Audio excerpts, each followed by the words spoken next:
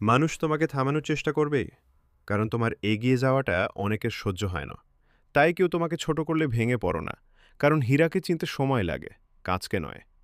নিজের কাজ চুপচাপ করে যাও, কারণ আসল উত্তর মুখে নয়, সফলতায় দিতে হয়। আজ যারা তোমাকে নিয়ে হাসছে, কাল তারাই তোমার সফলতা দেখে অবাক হবে।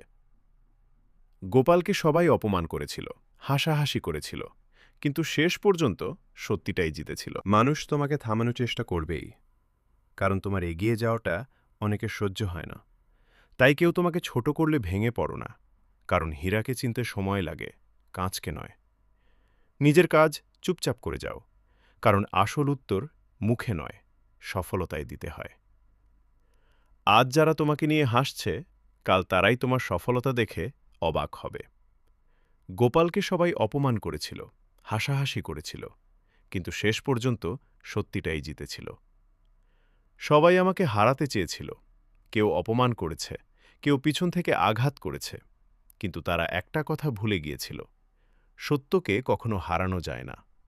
যখন তোমার সময় খারাপ যাবে, মানুষ তোমাকে ছেড়ে চলে যাবে, কিন্তু সেই কঠিন সময়ই তোমাকে শক্তিশালী বানাবে।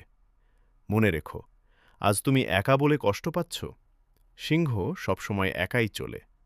তাই কারো কথায় থেমে যেও না, নিজের লক্ষ্যের দিকে এগিয়ে চলো, কারণ একদিন তোমার সফলতাই সব অপমানের জবাব দেবে।